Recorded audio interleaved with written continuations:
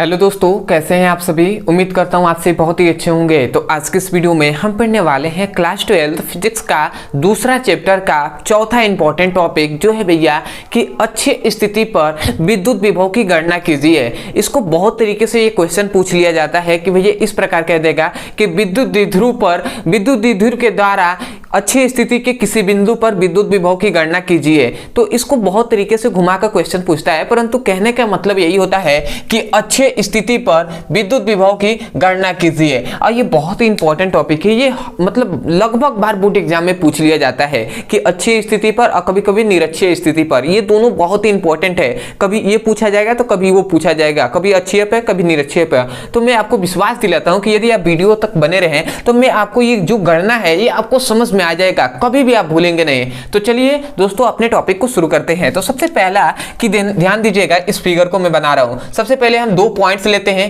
एक है ए पॉइंट्स, एक है बी पॉइंट्स। मतलब दो बिंदु है, एक ए और एक बी। ए पर हम प्लस क्यू आवेश ले लेते हैं, बी पर हम माइनस क्यू आवेश ले लेते हैं। अब इन दोनों पॉइंट्स को हम मिला देते हैं। तो ये हमने दोनों पॉइंट्स को मिला दिया। अब इन दोनों पॉइंट्सों की बीच की जो दूरी है ये हमने मान लिया कि 2a है। ठीक है, क्या मान लिया कि इन दोनों के ए और बी के बीच की दूरी क्या है, 2a है। और ए और बीच के बीच एक उदासीन बिंदु है जो है O। ठीक है, इतनी बात हमने जान लिया। हमने क्या बताया कि दो बिंदु लिए हैं ए और बी।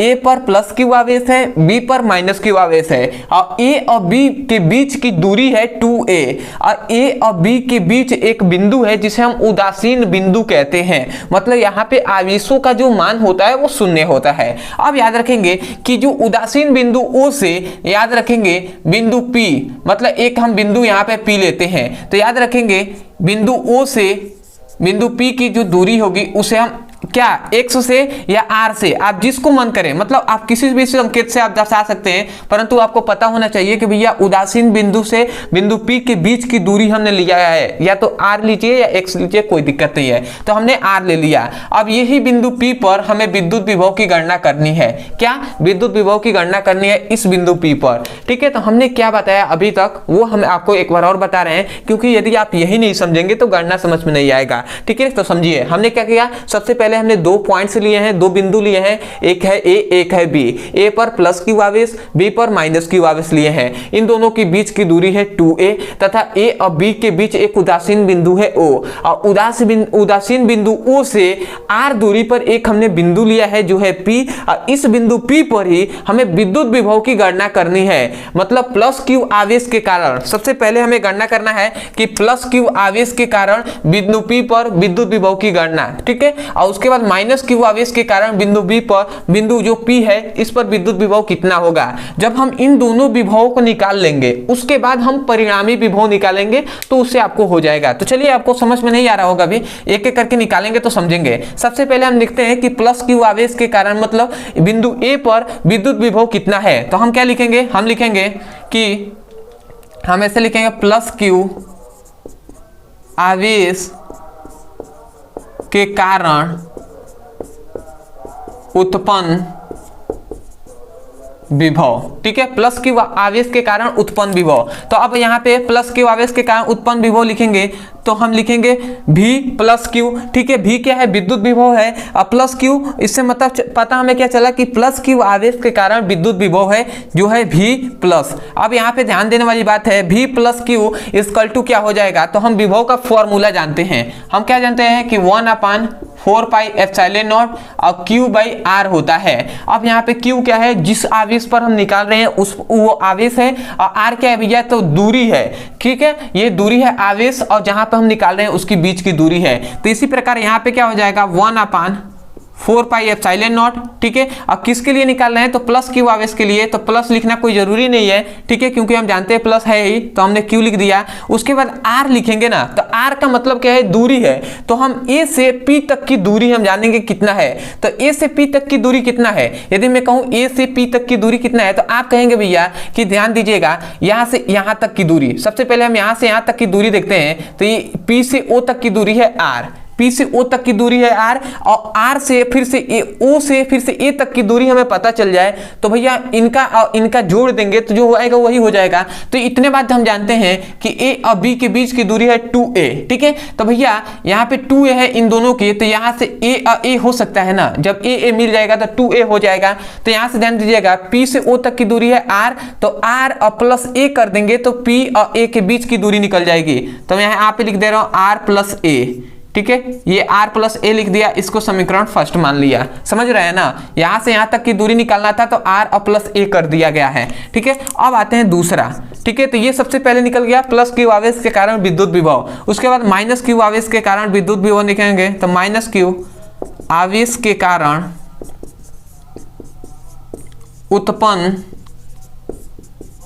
विभव, ठीक है। तो उत्पन्न विभव क्या हो जाएगा, तो ध्यान देंगे यहाँ पर हम क्या लिखेंगे, V माइनस Q, और उसके बाद 1/4 पाई एप्सिलॉन नॉट लिखेंगे। उसके बाद भैया Q लिखेंगे, परंतु Q क्या होगा, माइनस Q होगा, क्योंकि माइनस Q के निकाल रहे हैं तो माइनस Q लिख दिया। उसके बाद R जो होगा, अब भैया R का मतलब कि बिंदु P से जो यहाँ पे निकाल रहे हैं ना, मतलब बिंदु B से और P के बीच की दूरी, यहाँ तक की दूरी चाहिए। तो ध्यान देने वाली बात है कि यहाँ से यहाँ तक की दूरी है R, तो भैया जब R में से हम इतनी दूरी को घटा देंगे तो इतना मिल जाएगा ना। ध्यान दीजिएगा, यहाँ से यहाँ तक की दूरी है R, तो R में से हम A को घटा देंगे तो ये जो मिलेगा ये दूरी मिल जाएगा। तो हम लिख सकते हैं R माइनस A, लिख सकते हैं ना। तो हमने लिख दिया R माइनस A, इसको समीकरण 2 ले लेते हैं। समझ में आ गया होगा इतनी पॉइंट्स। तो अब आगे बढ़ते हैं। तो अब हमें इसकी परिणामी विभव निकालना है। तब यहाँ पे मैं लिखता हूं, तब परिणामी विभव, तो इनकी परिणामी विभव क्या हो जाएगा भैया, तो परिणामी विभव क्या हो जाएगा, V इक्वल टू क्या हो जाएगा, V plus Q minus V minus Q, ये इसका परिणामी विभव हो जाएगा। अब इस परिणामी विभव पर हम निकालते हैं, तो ध्यान दीजिएगा, इसको थोड़ा मैं मिटा दे रहा हूँ, ठीक है। ये तो फॉर्मूला था। अब ध्यान देने वाली बात यहाँ से है, ठीक है। ये परिणामी विभव का सूत्र है। अब इसको हम लगाएंगे तो V हम लिख देंगे सबसे पहले, तो मैं यहाँ पे लिख दे रहा हूँ V।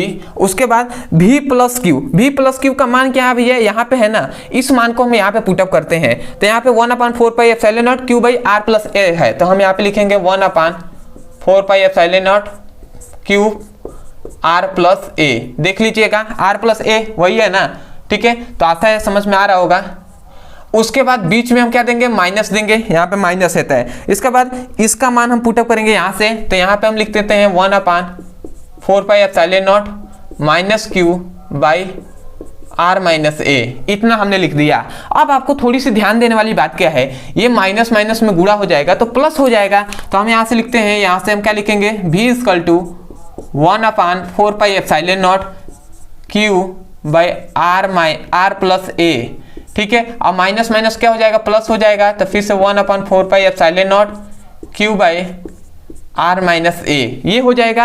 अब थोड़ा सा आपको ध्यान देने वाली बात क्या है कि ये एक पार्ट है, ये एक पार्ट है, दो ये है। तो सबसे पहले 1/4 pi epsilon not into Q इधर भी है, और इसमें भी 1/4 पाई एप्सिलॉन नॉट Q यहाँ पे है। तो इन दोनों में से 1/4 पाई एप्सिलॉन नॉट Q को हम कॉमन कर लेते हैं। तो कॉमन हम करेंगे तो क्या मिलेगा, V को मतलब यहाँ से कॉमन करेंगे 1/4 pi epsilon not into Q को यदि हम कॉमन कर लेते हैं तो क्या बचता है, यहाँ पे बचेगा केवल 1/R प्लस A बचेगा, इधर क्या बचेगा, प्लस 1/R माइनस A बचेगा, यही ना बचेगा, ठीक है। तो आशा करते हैं समझ गए होंगे, ठीक है। अब थोड़ी सी आपको ध्यान देने वाली बात क्या है कि यहाँ से हमने V लिख दिया और ये 1/4 पाई एप्सिलॉन नॉट इंटू हमने Q लिख दिया।